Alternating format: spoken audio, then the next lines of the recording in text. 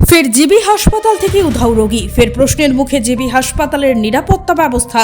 খোয়াইয়ের বাসিন্দা বৃদ্ধ অর্জুন ঝরাকে গত 10 জুলাই রেফার করা হয়েছিল জিবি হাসপাতালে।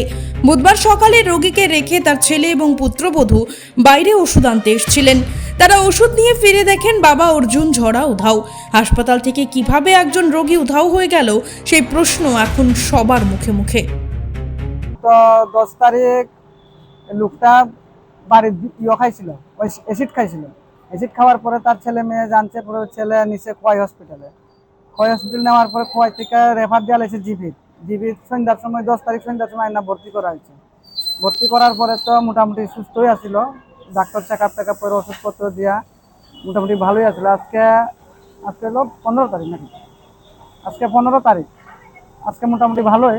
10 তারিখ থেকে 4-5 দিনে মোটামুটি ভালোই হয়েছে। আজকে 15 তারিখ সকাল 6টার সময় ওনার ছেলে এবং ছেলের বউ ওষুধ আনতে গেছিল নিচে।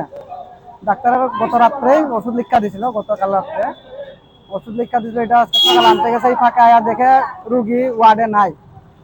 এরপর তারা অনেক খুঁজাখুঁজি করছে, আস্তা দুনিয়া খুঁজছে, তোমার 3 তলা 1 তলা 2 তলা 3 তলা সব রুমে খুঁজছে, এমনকি বাথরুম ল্যাট্রিন রুমও খুঁজাখুঁজি করছে পরে দিয়ে পাইছে না। এরপর সিকিউরিটি গার্ডে জিজ্ঞাসা, সিকিউরিটি গার্ড কই তোমরা রুগী তোমরা জানো কইছে। এরপর দিয়ে আমরা নিজের মতো করে চুকাচুকি করতে হয়। কালকে রাত্রে যারা ডিউটি আছিল এরা তো আজকে সকাল অবধি আছিল, ওই এরারও জিজ্ঞাসি। আর যারা সকাল নতুন আইসে এরারও জিজ্ঞাসি, এরা তো জানা নাই সব ঘটনা। এই আর কি।